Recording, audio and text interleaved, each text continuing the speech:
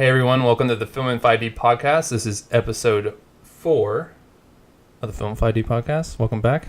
4 already. 4 already. Guess how many subscribers we have now on iTunes? 12? No, it doubled. 24? 20. 20. I was close. 20. It was at 12, went down to 10, then doubled.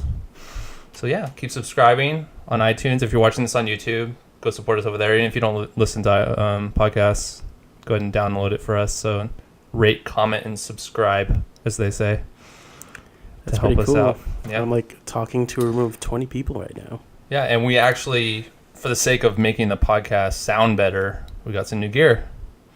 Got some little shock mounts, little stands, because those stands, the stands that come with the Yetis are god-awful.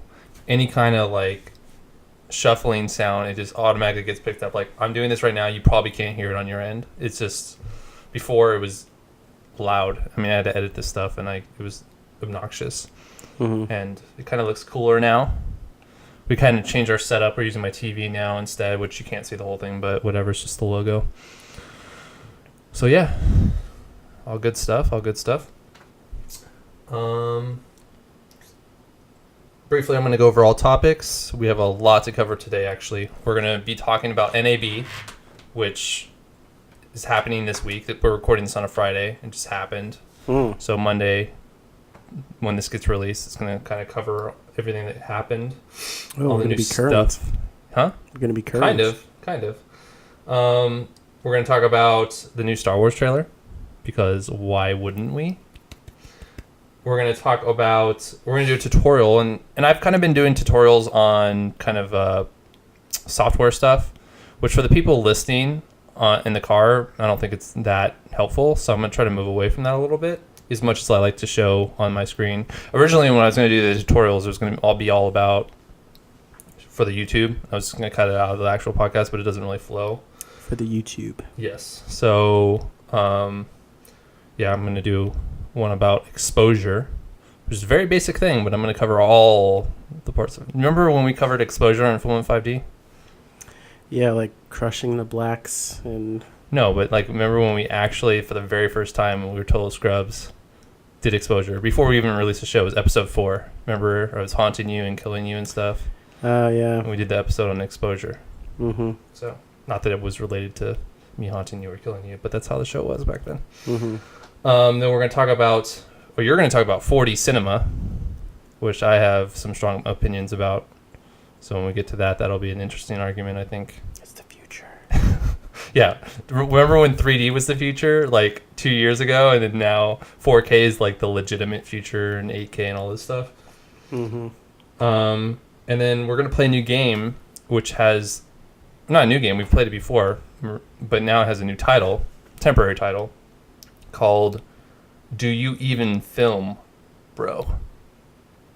Hashtag Do You Even. And we know what's going to happen. Last time you were 5 out of 6, so we're going to see what happens this time. Total up your scores. See how you do. All right, let's begin. So what's going on? Anything film going on? Any movies? You see Furious 7 like I did? No, but I keep hearing about it, so I shall see it eventually. Okay. Well, let's do what we usually do. We're going to look at Rotten Tomatoes, see what's coming out this week. Let's pop that open. You know what? This is so embarrassing. Like, we'll talk about one movie on this list. Tell me if you can find which movie I'm going to talk about. So, Mall Cop 2. Yes. So, currently, 0% people. 0. And I don't think it's going to go much higher than that. Wait, that's an actual rating? Yes. It just came out today.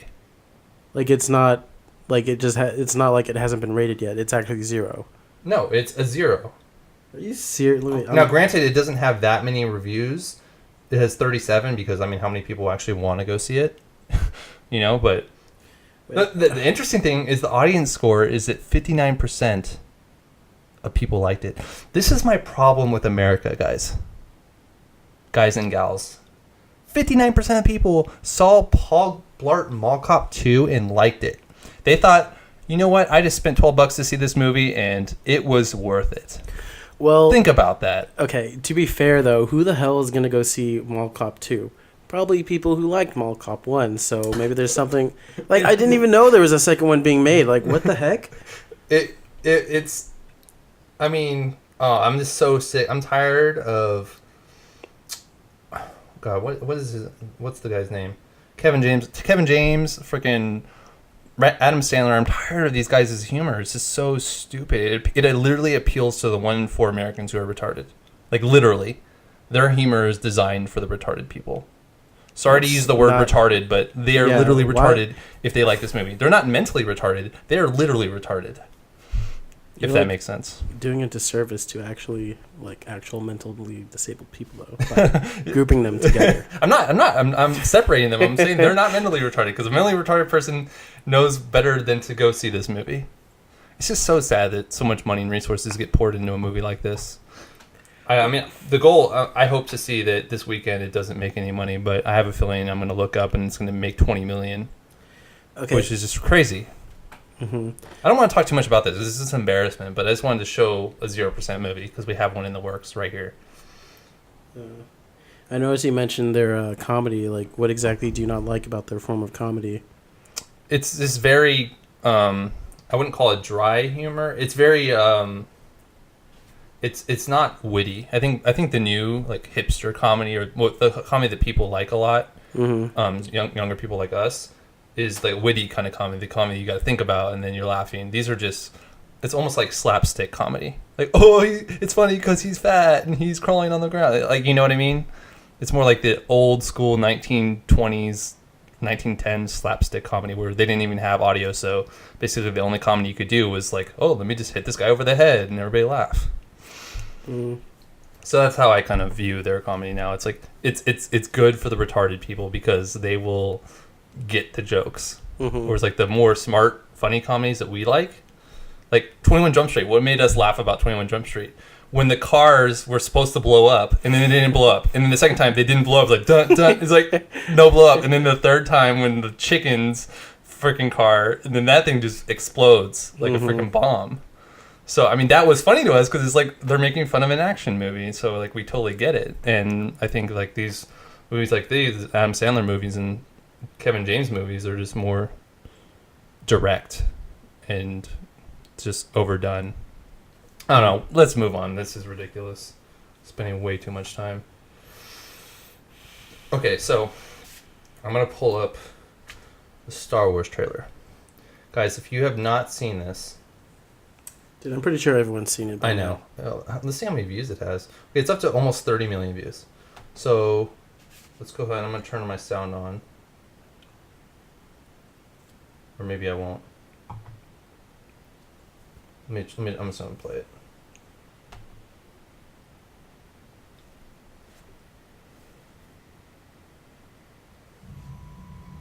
Oh. It's on the surround sound. Oh, Joe. Okay, let's watch it again. Let's do a little commentary. You know, is this not the best shot in the entire trailer? Like when you saw the X-Wing and then all of a sudden you're like, wait, is that a mountain? Oh my god. And then the music. And guess what? I'm gonna pause it. Guess what?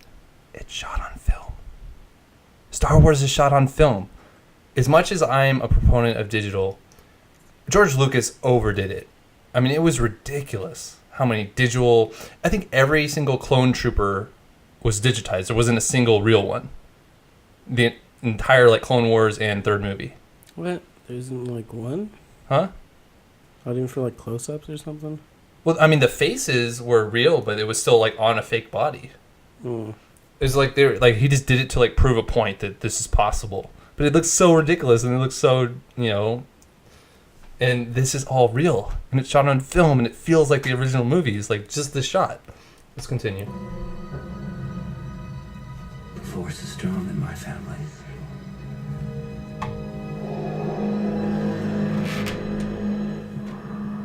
My father has it.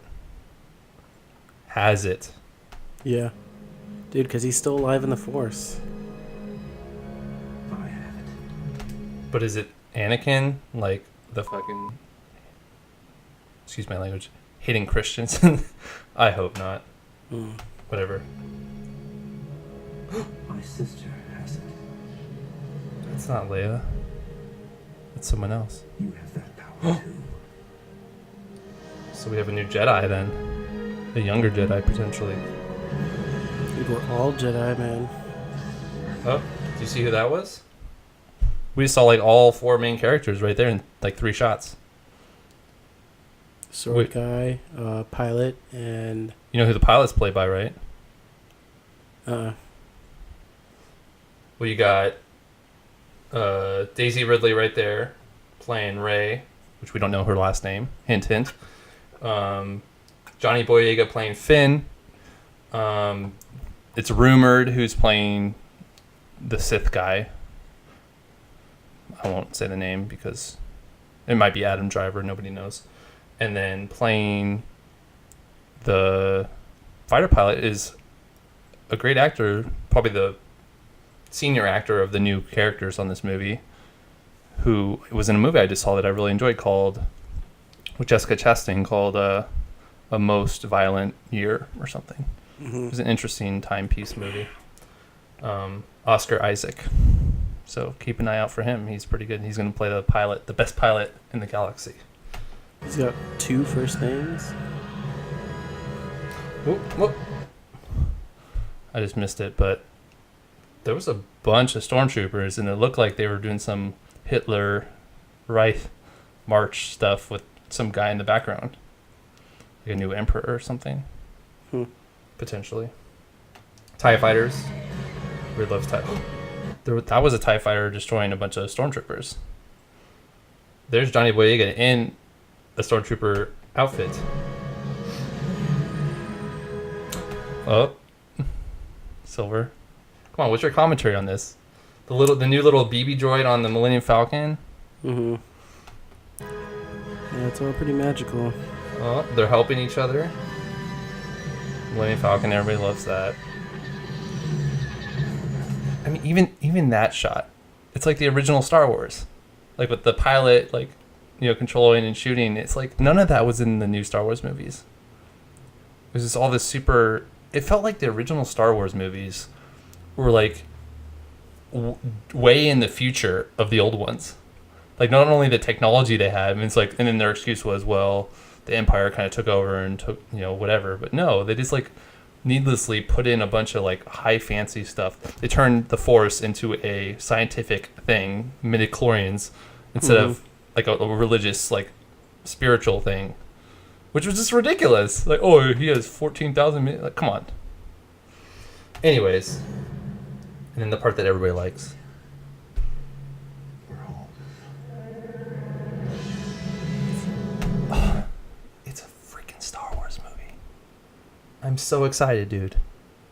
I was worried there would be too many lens flares. I was worried that the acting wouldn't be. I feel like this is going to be the best acted Star Wars movie.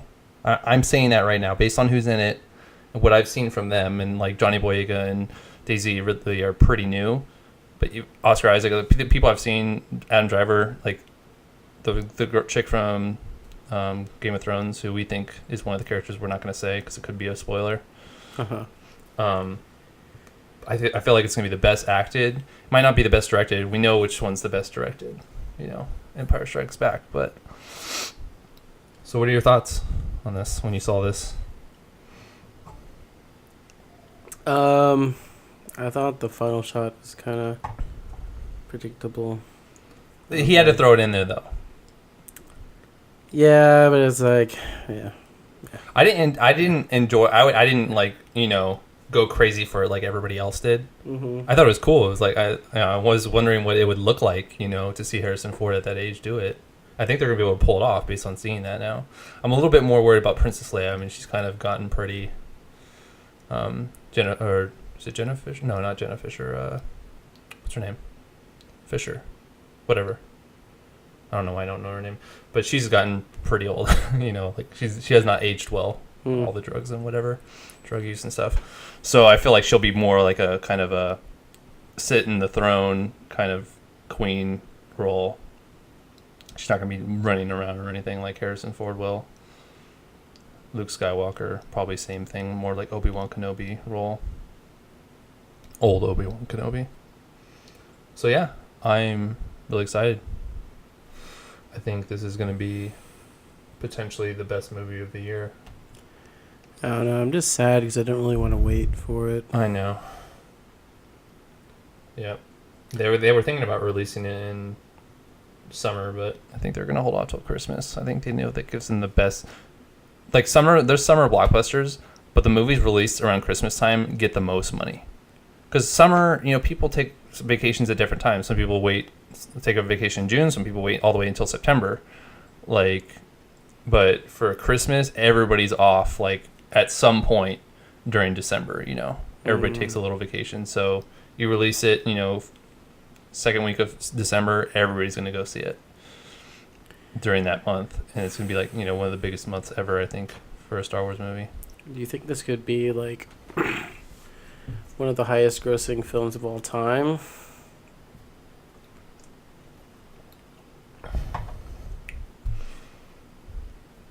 It's interesting. I feel like Star Wars has one of the most dedicated cult fan bases, but not everybody has seen Star Wars. There's especially females.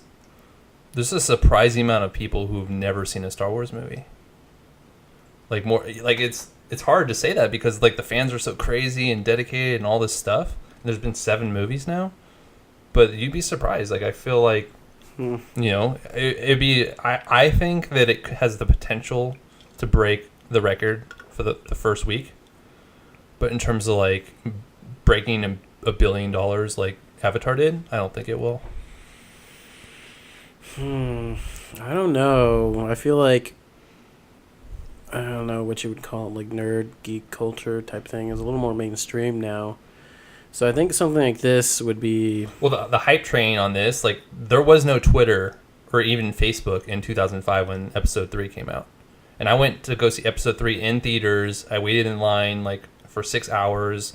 There's a bunch of... It was, a really big theater, so a bunch of crazy people showed up, and, there's lightsaber battles and all this cool stuff going on.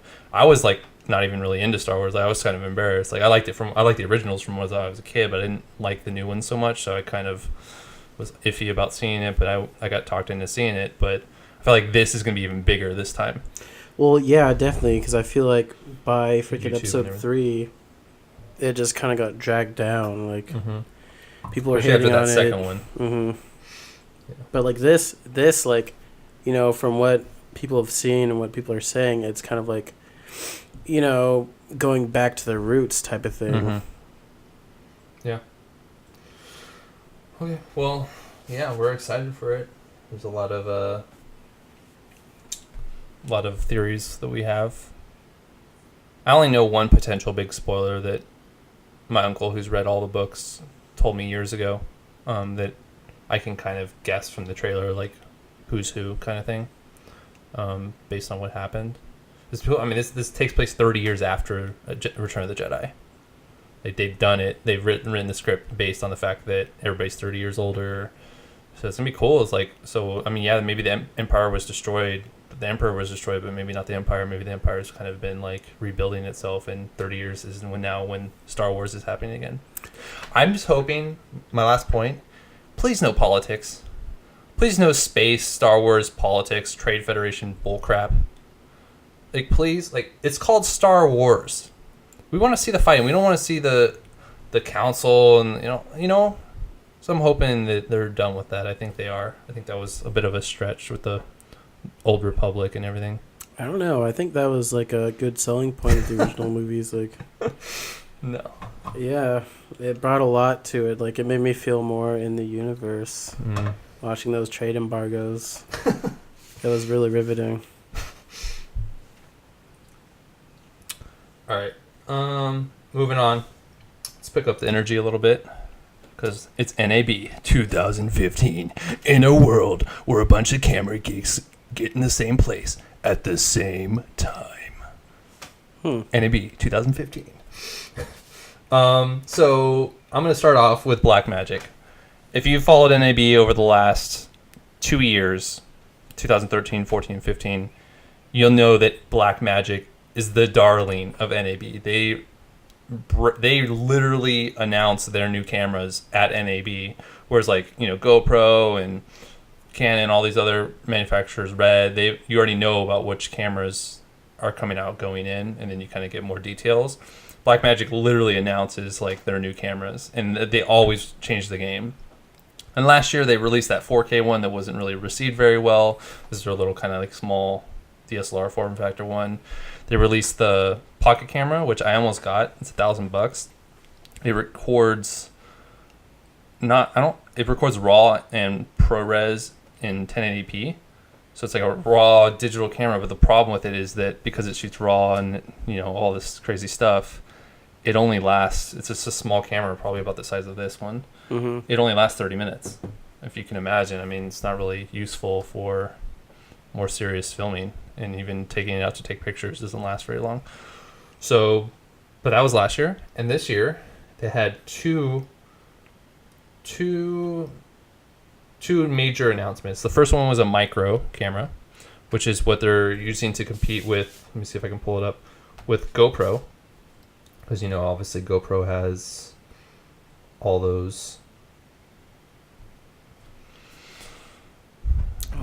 cameras. Yeah, all those little cameras. But the biggest problem with the GoPro cameras, and I don't know why. Let me Google this so I can pull it up. But tell me, what do you think's my biggest issue with the GoPro cameras? Because obviously you can get them to look good, but what's the biggest issue if you're a filmmaker and you're making a movie with the little camera? It's hard to monitor the screen. Yeah, but they have apps for that now and stuff.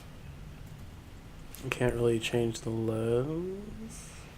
I mean, so that's one, yes. Sorry, I'm just trying to find all the news that came out of NAB. Limited recording format. Kind of. They actually have a lot of. It goes up to like 120, 240 frames per second. So I'd say no. What about controlling like the focus and all that jazz? Yeah. So settings. You can't set the shutter speed to like a default like 1/50th of a second, which is like traditional 1/48th for film in terms of motion blur. It just kind of jumps around randomly to compensate for exposure. ISO is also auto. Everything's auto. Aperture is fixed. I mean, it's a small camera. It's got a fixed 2.8 aperture, which is it's understandable.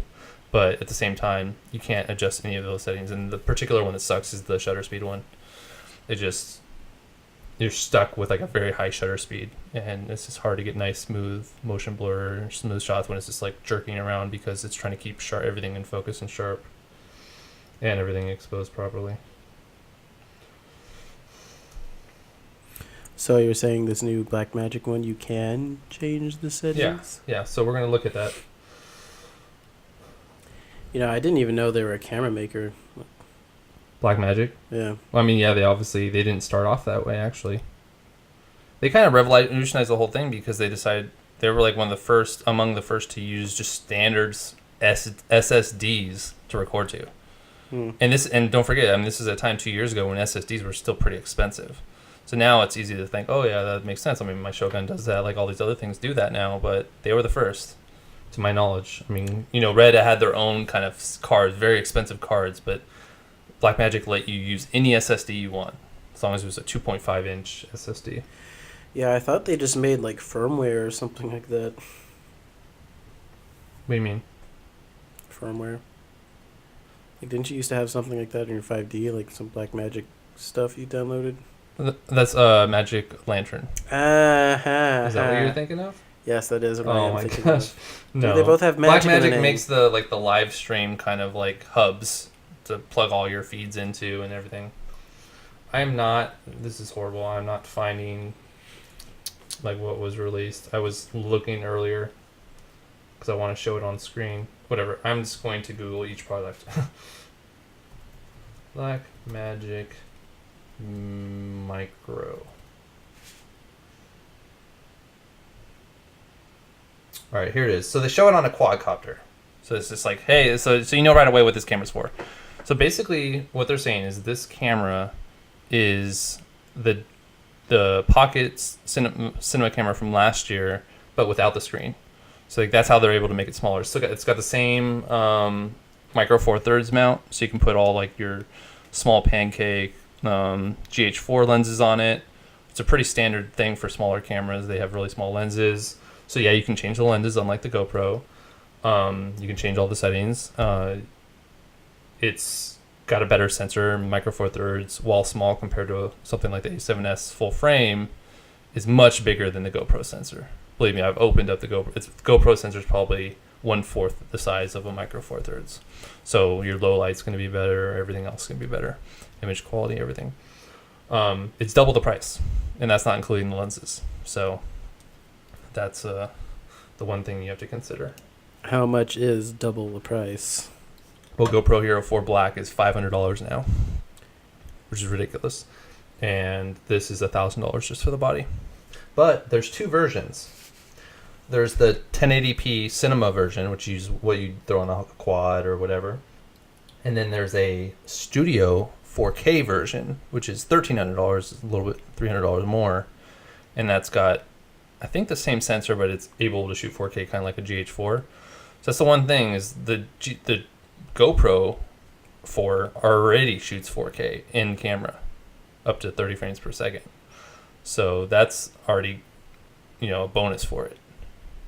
This, however, you have to get the studio version, which the studio version, I believe, doesn't have, I think you can use the studio version like on a quad like this, but it doesn't have, I feel like it doesn't have an internal battery or something, or like it doesn't, it has to be plugged in at all times or something.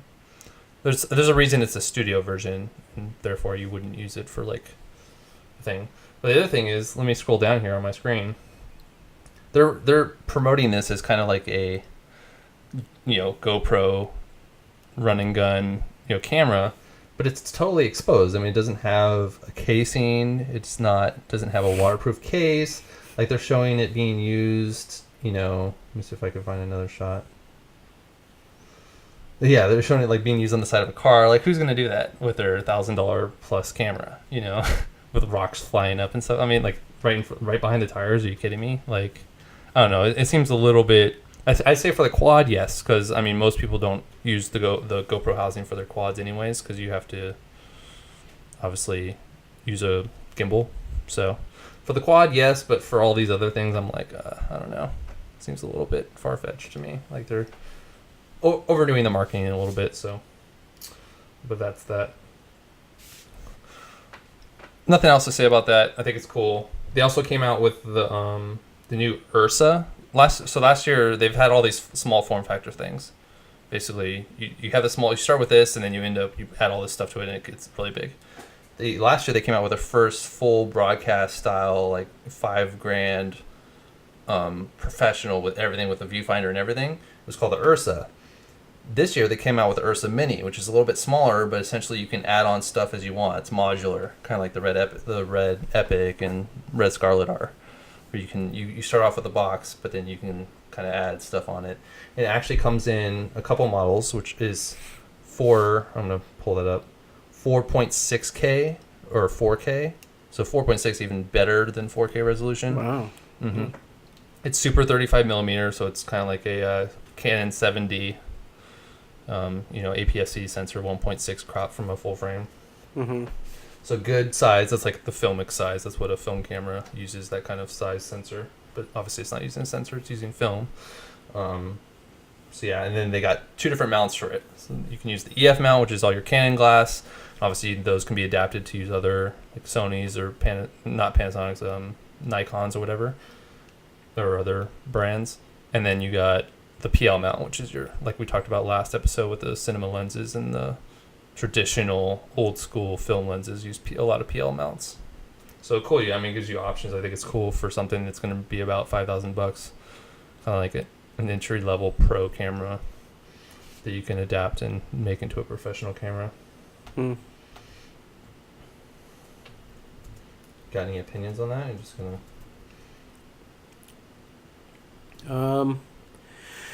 I don't know. It seems pretty cool. The thing you were saying about the no casing seems like it'd be pretty easy for them to make a case. Maybe they're just showing the pictures with it without a case, so it looks all cool and stuff. I haven't seen the case yet. You know, and I mean, if you can change the lenses, how are they going to make a universal case for every lens? You know, I'll know it when I see it. That's all I'm saying. So I have on my screen now. I have the Ursa Mini. So if you want to take a look, that's kind of what it looks like. I mean, this is the camera, and then you can add on this, and obviously the lens and the matte box and everything else is added on. But it starts with just the camera. So like right here, this is the camera. This is what you get like if you were to buy it. Dude, that guy looks very well groomed for a cameraman. It's kind of crazy. Especially for a professional cameraman. But yeah, it's got all everything you would want with a professional broadcast camera, really. That is sick, man. Yeah. It's really cool that they're able to come out with this stuff at a relatively cheap, and obviously it uses the SSDs, I believe. Actually, I'm not even sure about that. But yes, like I said, there's the 4K model and then the 4.6K with the different mounts. Cool stuff. Moving on. Too much. So Blackmagic, always coming out with cool new stuff, and I think this stuff looks cool. Obviously, I'm not looking for a camera at the moment, but you know, I think they bring out some nice stuff, and finally something that's not just the original cameras were basically just all touchscreen. These new cameras are coming out with actually have physical buttons on them, which is just nice. I mean, compared to dealing with a touchscreen. Moving on. So DJI plus other.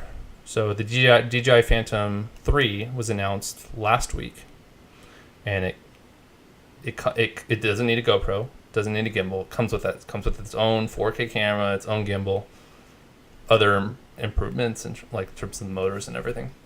But what was announced at NAB was the 3DR Solo. So I don't know if you remember the guy who was the CEO of DJI at the beginning, named Colin Gwynn. He did all the tutorials and everything. He was actually on The Amazing Race, like season 2, like years ago. So that's how he kind of, I guess, made his money or got his start. And he had a falling out with DJI. DJI is a Chinese company. Mm-hmm. He had a falling out with them, and he ended up starting his own. Or I don't know if he started it or if he just like took over, but he's like the head of this new company, and they make the 3DR Solo. And so now it's a direct competitor. So the difference with the 3DR is it's slightly cheaper base, but that's not including the GoPro you have to buy, which most people already have one if you're into this kind of stuff. Like for instance, if I was to get it, I'd already have the GoPro, but that comes with the gimbal and everything. And I don't know how good it is. I haven't seen too much test footage. It just came out this week. We'll have to wait and see. More on that to come. But the cool thing about this is that the reason it's called the Solo is because it does a lot of the film type moves for you. So let's say you want a 360 panorama of a tree. You can mark where the tree is, and it'll do the move for you. There's other tracking moves where, so basically right now, the DJI has the Inspire, which the Inspire is this big $3,000 quad that has a really nice camera. It's not a GoPro. You can adjust the shutter speed and everything. So it's a really nice camera, better than the GoPro, I would say, in terms of control. But you get a second person to actually control the camera. So one person's flying, one person's kind of like panning and stuff. This is the Solo, so it kind of gives you that option, but you know, it's that the camera part is automated. So you get it to do the move you want, and then the camera move is then automated to kind of help you, so you just focus on the flying. Oh, wait. So no, I said that wrong. You focus on the camera. The flying is done automatically. Okay. So it'll mimic what kind of shot you want to do, and it's got it right at the moment. I think it's got 3 types of settings. I didn't write them down, but let me pull it up actually. But 3 common used aerial shot types. The one was like the 3D panorama, but yeah. Yeah, I guess that could work. I'll have to see it. So 3D Robotics is the name of the brand. See, I feel like something like that might. But finally, DJI has some like legitimate competition. Is the point, because they've kind of monopolized it. So they're relying on the Hero 4. And this is apparently this is designed to be transmitted to your Android or iOS devices better than anything in terms of the latency. Right now, if you're using the GoPro on the newer, like mine, the old one, you have to use a special transmitter because you have to be on the 5.8 frequency instead of the 2.4, so you don't mess with the controller. But then the new Phantoms came with, they switched it where they made the 2.4 for the transmission between your phone and with the camera scene, and then they made the 5.8 the actual controller to control it. So it technically doesn't go as far, but the 5.8 is much more accurate, but then the 2.4 is much longer range. So the video feed will go further, which that was my main issue. Is like I could go further than my video could see, kind of thing, when I would fly FPV on mine or whatever.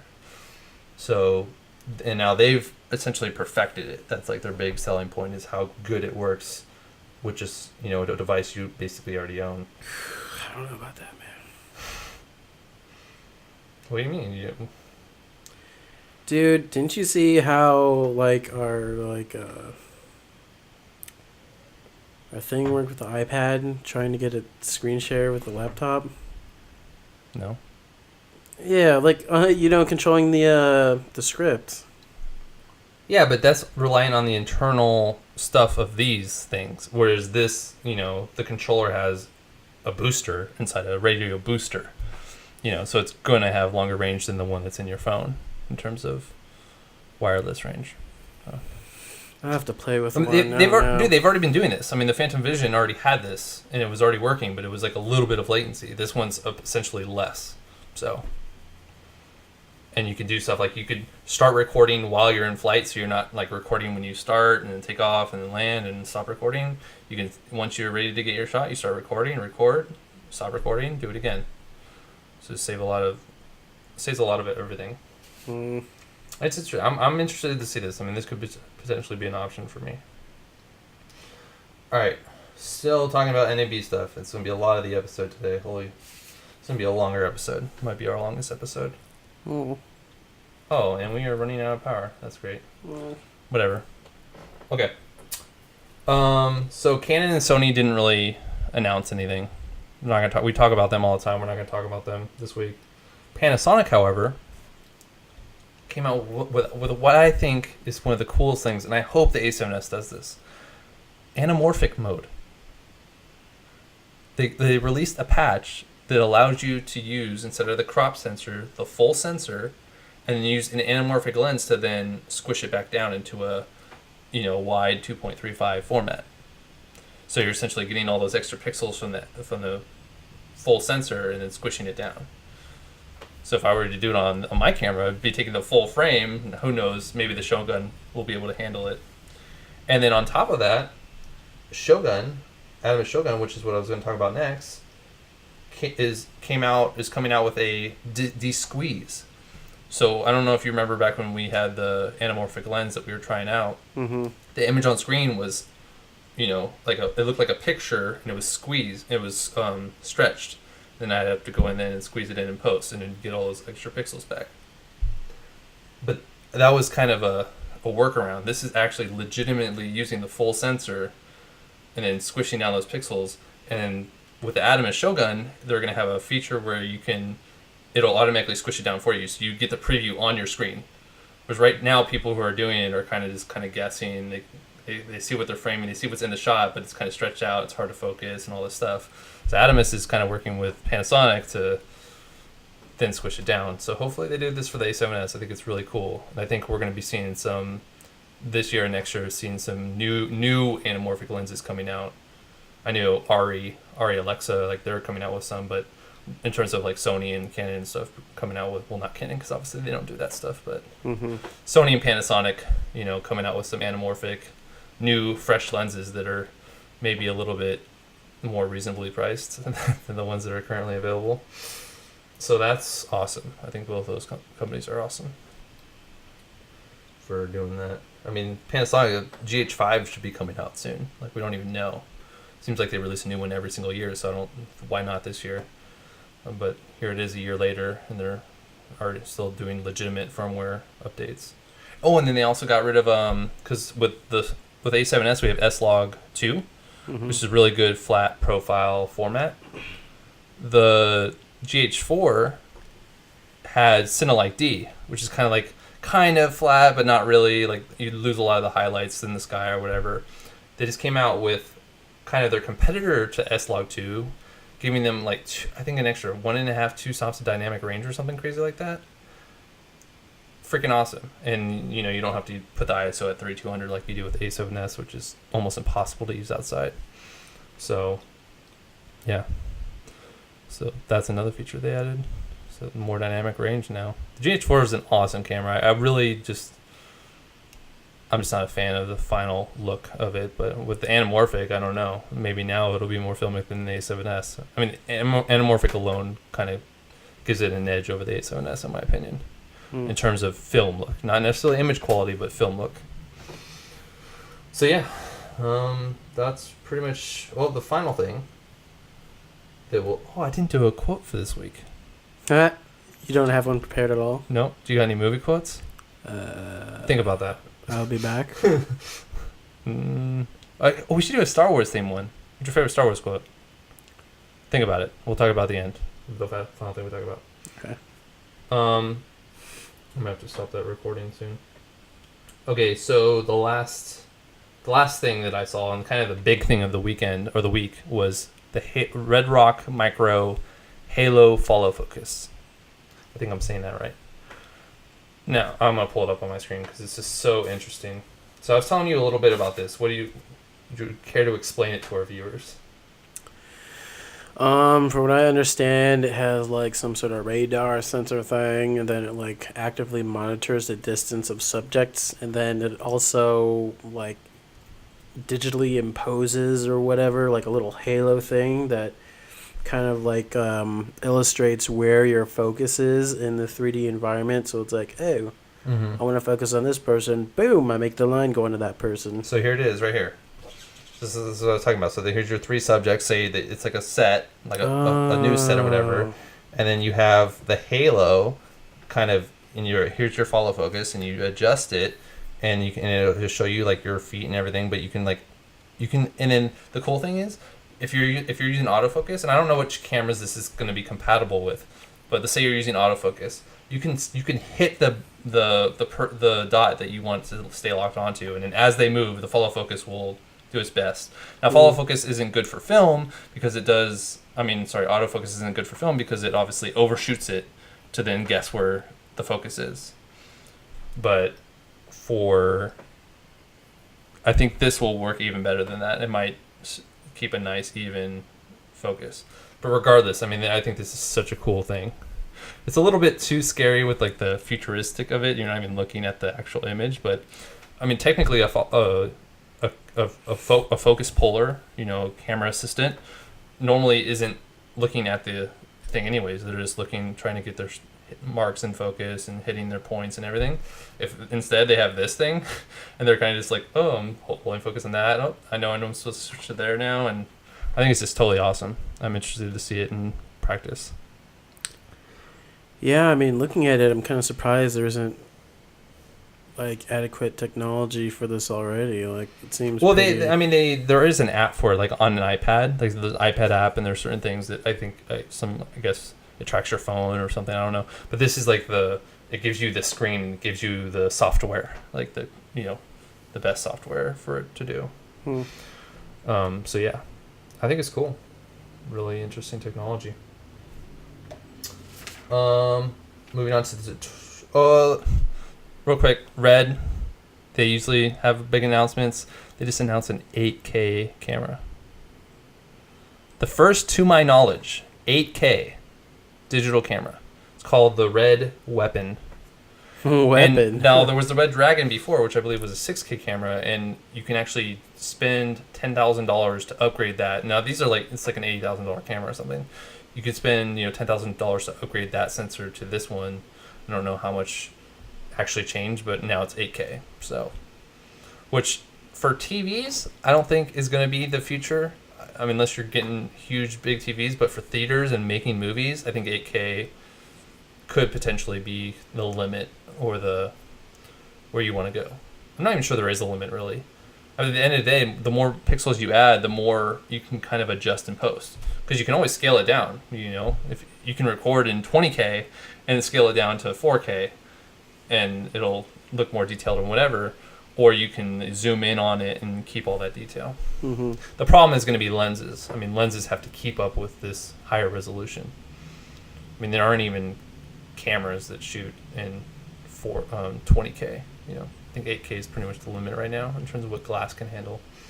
So that's interesting. I mean, that's cool. Obviously, we're not looking with our budget at that kind of stuff, but cool. I'd like to see, obviously The Hobbit was shot on the Red Epic, and I'd like to see more movies shot on the Red cameras. I think they have a nice look to them. Nice film quality without the film. And now 8K. Alright, so, tutorial. Like I said, it's going to be more of a hands-on tutorial. I'm going to try to include you in this. See if you have answers. Oh boy. So we're going to talk about, and I got my RX 100 Mark III, which you guys have seen before, which apparently is out of batteries, so it's a bad prop. Great. Okay, so, and I'm not going to get the battery, screw that. So for those of you listening on iTunes, talk about exposure. We're going to talk about four key settings, and then we're going to talk about some kind of more hardware or tools that you can use to also change exposure.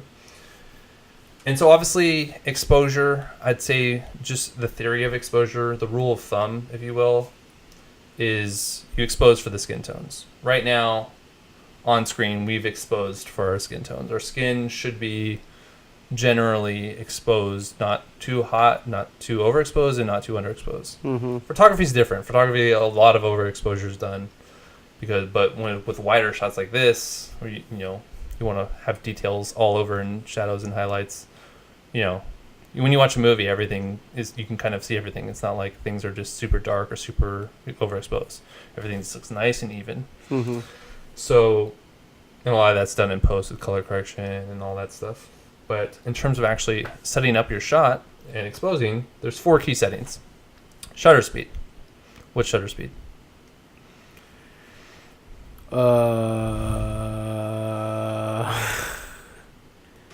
The speed of the shutter. Yes. What does that affect? Um, Think back to our episode 4 that we did 3-4 years ago now. I talked about 3 of these things at least. So what's shutter speed? What does it affect? I don't know. What does a faster shutter speed affect? You own a DSLR. Wait. Come on. Isn't it don't you use faster shutter speeds if you're doing something like sports or something like that? It was a lot of movement and stuff. Yeah, so it reduces motion blur. So if you want to get a sharper shot, because obviously shutter speed literally is what it says. It's how fast the shutter goes down. So how long the sensor is exposed to light. So the faster the shutter speed, the less light that gets in, and the sharper and less motion blur there'll be. So what's the opposite of that? Well, wait. But if you're recording video, isn't the shutter just open? No. You're thinking about the mirror. What about my mirrorless camera? There's still... in video, there's still shutter speed. Well, then isn't... But it's exposing each frame, and each frame is having a shutter. It's like, when you're taking a video, what you're essentially doing is... a series of pictures. Yes. So each picture has its own shutter speed. That's why... The way you said yes was just super funny. Oh to my me. gosh. It's You're like a killing movie me or right now. something. Come on. What's a slow shutter speed? What would that affect? It's the opposite. Oh, you let in more light. Okay, what does it affect? We just talked about it. Exposure. Yeah. So, yes, things are going to be brighter, but what else? What aesthetically does it affect? We just talked about this. Motion blur. Yes. There's more motion blur. So think about it. If you had a really slow shutter, like a second or 10 seconds, what would happen? Oh, it's gonna get all like, Blurred together. yeah. So let me just talk about some shots. If you were taking a shot of a waterfall, what would look different if you did a 10-second exposure versus a 1/4000th of a second exposure? The 1/4000th of a second, you might see like the drops and stuff like frozen in midair, and then the really slow one is just gonna be like the Nice, stuff. dreamy, melded together. Yeah. Which is normally when you see a waterfall, what does it look like? It doesn't look like the drop one. It looks like a nice, smooth, like it's all flowing together. Mm-hmm. And if you've ever wondered how they do that, that's how they do it. They do long exposures. Mm-hmm. So yeah, that's one way to affect shutter speed. Obviously, in my opinion, if you're doing photography and you're just taking pictures, 1/80th is the go-to for me. Obviously, for video, if you're shooting 30 frames per second, 1/60th, and if you're shooting 24 frames per second, 1/50th. It's just double, essentially double. If you're shooting 60 frames per second, 1/25th, you just double it for video. If you're just trying to get what people are used to, the natural motion blur look. Huh. But for photography, you can obviously go all the way up to 1/8,000th of a second, or you can expose for 30 seconds. You've seen those crazy, or like the sky where all the stars kind of like are streaking. I mean, stuff like that. And so, like, say if you really need to get a really fast shutter speed, then you need to like open up the aperture to let in more light and stuff like that. Yeah, we're about to get to aperture right now. Mm. So actually, when I'm doing photography, I'll stick with 1/80th if that's kind of standard. But if it's really bright out and I don't want to use an ND and my ISO is all the way down and I want to use a very low f-stop, like f1.8 for the nice blurry background, I will set my shutter speed to like 1/4000th. So my handshake. I mean, you can whip the camera around, take a picture, and it's going to be in focus and sharp. Because it's so quick. That split second you're moving it, it's not going to catch that motion blur. So that's just the practice I use. But 1/80th is pretty standard and pretty good, especially if you're using a camera like this, which has IS in it, OSS, optical steady shot, whatever they call it. So that's that. So the second is aperture. So what would a high f-stop, f9, what would f22 do? It's basically all the way open. Right? No. Oh, it's almost closed. It's stopped all the way up or down. It's so confusing. But yes, the aperture is very, very pinhole, kind of like looking through a keyhole. So what does that affect aesthetically? Because these are two things. So both of these things, most people don't think about it, but shutter speed and aperture, yes, they affect how much light and how exposed the skin is and stuff, but they also have an aesthetic effect. Does it make it so like the stuff in the background has like that weird? No, it's the opposite. Oh, Everything's in sharp? focus.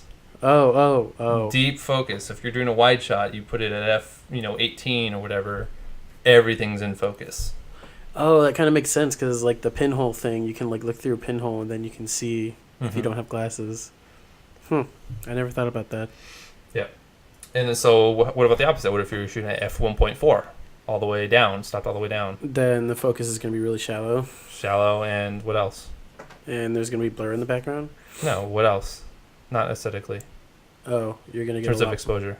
a lot more light Exactly. to work with. A lot more light hitting the sensor. So those are the two obvious ones, I think. I think shutter speed, the aesthetic thing, is a little bit goes past people because they're like, oh, I didn't realize I could expose the camera for 10 seconds and then get a nice flowing kind of water look. I should try that next time. I think that's the thing that goes over people's heads, or, the fact that a high shutter speed, I think that's the hardest one to learn. The aperture one, it's a little confusing in terms of like, oh, the low aperture means shallow depth of field and more light, and a high aperture means less light and deep depth of field. So that part's confusing, but I feel like I've actually legitimately learned stuff now. I Like, can't believe you didn't understand know what it this. is. I mean, come on. Okay, so next one, ISO. What is ISO? It does it like change the sensitivity of the sensor to the light? Yes, so 100 ISO would be the base, So that's doing nothing. That's just pure outside. Most like film crews, they have so much light being pumped in, 10K worth of light from every direction. Mm-hmm. They're shooting at 100 ISO at all times, so they're never adding any like digital artifacts of any kind. But then you got cameras like the A7S, which from 200 ISO to 6400 ISO literally looks the same in terms of how much digital artifacting there is. So you might, if you're going to shoot above 100, you might as well shoot, as high as you can. And that way you can kind of choose your shutter speed and your aperture and put them to what the settings you want, because you have that extra thing. But so if you're at 100, you're not adding any, but anything over 100, 160, 200, 320, whatever, now you're adding digital, essentially guessing. What colors, it guesses what colors are, what things should be exposed, and there's a moth there. If you guys are watching on YouTube, there's a moth flying around. Perfect, like right in front of the freaking poster, dude. Chill, man, chill. Oh my chill. goodness. So annoying. Okay, so we kind of talked about it, but what would a high ISO do? So it allows your camera to work with lower light, and you can basically change. How does it the affect the settings. aesthetic of the image? It might get grainy. Yes. Done. That's the easy one. Now, the last one, which I thought this camera had it, and apparently I was wrong. My A7S has it. It has a little ring on top. It's called exposure comp. Now, exposure comp can be adjusted digitally in pretty much all cameras nowadays, even point and shoots like this one. Mm-hmm. What do you think exposure comp is? My A7S actually has a wheel that says, it'll say +1, +2, +3, -1, -1, -2, 3, or 0. What do you think it stands for? I don't know. Like it just digitally alters the end picture or something. Yeah. Explain more. So How does that affect exposure? So you can like either like blow it up, like blow it out, or like darken it type thing. So it essentially does things that you could easily do in Photoshop or Camera Raw in camera on the JPEGs. Yeah. So let's say you're shooting in a it's more of an issue with like a camera like this. Let's say it's really dark. The flash isn't quite working for me. Mm-hmm. I'm going to bump it up a little bit so that my JPEG that I want to upload to Facebook right then is at least bright enough and not super dark. So Okay. it's usually used for bumping it up versus the other way. You can underexpose it too if something's maybe you're outside and you're on the beach and you have your ISO at 100, you have your shutter speed as high as it can go, and your aperture is all the way up, and it's still too bright. Then you can kind of underexpose it digitally a little bit. Now it's obviously going to be better if you do it to a RAW file in Camera Raw because it's RAW, but this is affecting the JPEG. So right on camera, as soon as you take the picture, it'll already be adjusted.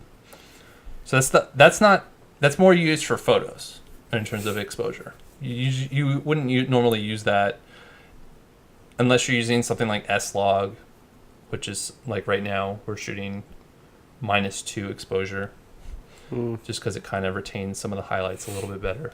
Because video, you want everything to be exposed, which is not the case for photography. So yeah, I was hoping to show you guys this on the RX 100, but of course, Ooh. was I hitting this? Yeah. Hitting You this? were. Yeah. Oh, You're like oh, scraping it across. that was not nice. Okay, so that was the tutorial, kinda, for this week. Just, I think you learned something if nobody else did. Yeah, I actually really like that. Like, I feel like I want to take out my camera and go manual mode. Like, that's pretty cool. Yeah, so for work, we actually do this thing, Google does it, where for 4 hours every month, we'll get together and we'll do a different job than what we normally do. And you work with somebody and people switch off. Like, so this month I'm teaching, and I'm teaching camera stuff, obviously. So I'm going to take people out and essentially give them my camera and then have my camera. And essentially this month, literally, I'm going to teach them how to shoot manual. So everything we just talked about goes in the shooting manual. Most people don't. Most people shoot automatic, full automatic. This, if you know these 4 things, you might not have to, have all 4 of them on manual, but you can have maybe the shutter speed on set to 180. Never have to change it. You can maybe have the ISO set to auto. You can have the comp set to 0. You can have the aperture kind of adjusting based on how shallow you want things. And then everything else works itself out. So it's just good stuff to know in terms of like the kind of, it opens up the opportunities or the different types of shots you can get. So I'll be teaching that this month. So that's why I did a tutorial on this as a little kind of precursor for myself to make sure I know my stuff, which, honestly, this stuff, I remember when we first got the 5D, I didn't know any of this stuff at all. Because, my cameras, I kind of knew shutter speed. This thing is so... There's a moth, guys, if you're listening. It is just so freaking ridiculous. Dude. Oh, I think he got it. I think he got the moth. Yes! He got the moth. Ladies and gentlemen, he has the moth. It is dead. Oh, man, and it's all gross and on my hand. You should Horrible. eat it. Lick it. Horrible. That was a highlight, if there ever was one, for episode 4. So, yeah. So, fun stuff. Let's talk about 4D cinema. Well, you can talk about 4D cinema. 4D cinema? What Yeah. is 4D cinema? I'm going to go ahead and start, but I'm going to start recording my screen again since I Okay. just had to stop it. Yeah, well, I don't have an exact definition for 4D cinema, but from what I have seen and what I understand, what it is basically adding other elements into the film watching thingy. Why so, does your thing say Korea on it? so initially I was just looking up like 4D cinema thing, and I found this article, which apparently they have a lot of interesting different kinds of theaters in Korea. Now, is this 4D film or 4D cinema? Probably the same. Yeah, I don't. What is that? I think it's fine. Keep going. Okay. So yeah, if you can imagine, if you will, like you're sitting there watching Star Wars, excuse me, and like an X-wing flies like over your head or something, and poof, like a burst of air just gets blown out of you.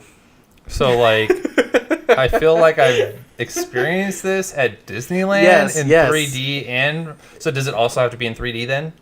Because to get to 40, it technically has to be in 3D as well, right?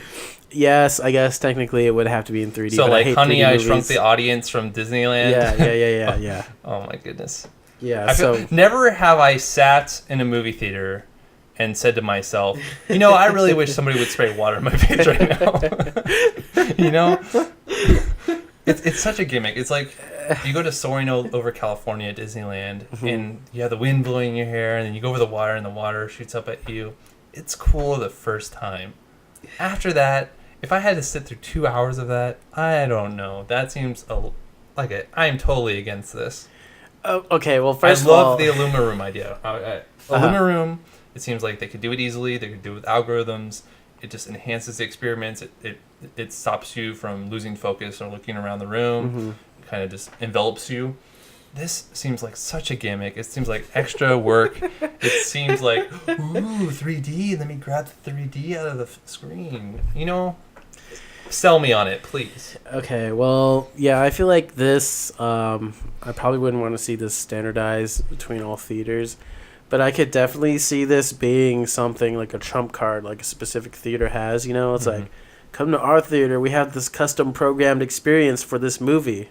Like, this movie experience is unparalleled. Like, you have to go to this theater to experience it, which, I think, like, I've been saying in all these things, like, theaters are fighting to get people to get in theaters because, dude, you can just watch it at your house now. There's so many theaters, too. It's like, why are you even going to go to this specific theater, when you have this one right near you? I think this is something that could draw people to your theater. Okay. I understand it, but what you just explained is a gimmick. Yes, Aaron, it is a gimmick. And as a film purist, I do not like the idea of gimmicks. I think the Illuminating Room was a cool idea just because it's easy. It doesn't take away from the experience of the actual movie. It adds to it. Yeah. But if you had to pick between Illuminating Room and 4D, what would you pick? Well, freaking aluminum because it's sick. Exactly. But so you're technically going downward. I mean, last episode you had a better idea, and now this is just horrible. well, I mean, yeah, I think certain things, like if it's not overdone, it could be kind of cool. Like, I don't know, if you're like in a horror movie, like I could imagine just the suspense, like knowing that stuff is gonna happen. Like that would kind of put me on edge, while I'm watching that movie. It adds like sort of like a physical aspect. But the thing is, like, how many things they can blow wind. They can maybe shake your chair. Yeah. They can spray water in your face. Like, there's only so many things that they can do, right? No, they can have like a motorized hand that grabs you. Or like a horror movie when someone gets like their head cut off, it's like blood in your face. Yeah, exactly. With like bloodborne diseases in it and stuff. Yeah, exactly. But yeah, I think it's kind of interesting. And before earlier, you mentioned why I had said or mentioned Korea here. It's because in Korea, it seems like based on this article I saw on the internet, my very limited understanding of Korea, they have a lot of interesting types of South theaters. Korea or North Korea? Pretty tank shirts. So. What kind of movies would they be showing in North Korea? That one where they kill Kim Jong Un. Yeah, it's like 4D experience a great leader. But one of the interesting ones I saw here was a Beats by Dre theater. What? And literally, instead of using the theater's like sound system, each seat apparently has freaking Beats by Dr. Dre headphones. Like, okay, I think that's a dumbass. Like, why would you go to a theater and then put on headphones like that? That's they're trying to attract that younger audience, that audience. Okay. Yeah, but I mean, they had some pretty cool theaters with like a couple seats and stuff like that. Where it was like a little thing. I think that's pretty cool. Like, who doesn't want that? Man, I was so anti 3D, and 4D just sounds even dumber. I'm sorry, I just can't. I can't. Okay, You cannot even. I can't. Status can't even. Okay, so to finish the episode off, because we've been running for overtime, we're gonna play Do You Even Film, Bro? And this is where I give Colton film index glossary terms, and he decides if they are real terms or if the definition I am giving him is true or false. So let's start off with blaxploitation. Is it a film term? I feel like that's a trick question, man. Is it a film term? Yes or no? Yeah. Okay. What does it mean? Well, it was what I think it is. It's like it's kind of referring to the exploitation of African American people in film. I don't like. Yeah, I think it was a like, low budget 1970s. Yeah. There was a specific era. Most black cast members, and it was obviously always about crime and drugs and violence, and it was the exploitation part of it is basically just playing off of stereotypes, essentially. Yeah. But they were very popular movies, though, and they were very low budget, and they actually did really well since they were such low budget. Black people wanted to go see them, and then eventually white people wanted to go see them to see like what was all the fuss about, and so they actually did really well. But then obviously you can't have movies like that today because people would be up in arms with the insensitivity of it all. So yeah. Blocking a shot is a method of transition between shots. Like pieces to a puzzle. True or false? See, I feel like that's another freaking hard one. I feel like I know. It's a film term, and the definition is method to transition between shots. And like my example would be like pieces to a puzzle. No, I don't think so. Correct. Yeah, like I think blocking a shot is like when you like plan out the thing, right, and not necessarily specifically where actors will be in a certain shot. It's a shot by shot basis, obviously. Mm-hmm. And so actor A will be here, and they'll move to here, and so the focus needs to move to here, and then et cetera, et cetera. The camera moves here when they move over here, et cetera. So yes, 2 for 2. Bridging a shot is specifically crossfading between shots and scenes. Specifically crossfading between shots and scenes. Yeah. False. Gosh dang it! Are you kidding me? It's close. No. It's close. So bridging a shot is actually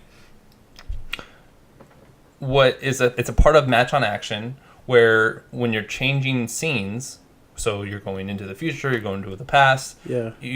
For it to be less jarring, you either match the move of the camera or you match the framing of something, or just to kind of make it less. If you don't want to be like crazy, dramatic. What's the term for when stuff gets crazy different? Jarring. Not just. I mean, the effect is jarring, but I don't know. But when you said that term, what I had in my mind is, when it's like the same shot and then like things change, kind of. You know what I mean? Like it's night and then whoop, day. So this is actually the definition I used for the blocking of the shot, which was the method to transition between shots, like pieces to a puzzle. So this is more like bridging a shot. Just trying to fit them together so that it makes sense. Okay. Yeah. It's specifically when you transition to a scene, from a different scene, though. So when you go from night to day, whatever. Yeah. So 2 for 3. Yeah. Let's see if we can get this one. Beat. How long an actor waits before doing an action? Yeah. Yes. And what does a beat refer to? What measurement of time? I didn't know there's a specific measure of time. I've just seen in script it's like beat. It's pretty much, it averages out to be X amount of time. Like 5 seconds. 1 second. That's what I said. Yeah. I'll give it to you. Beta.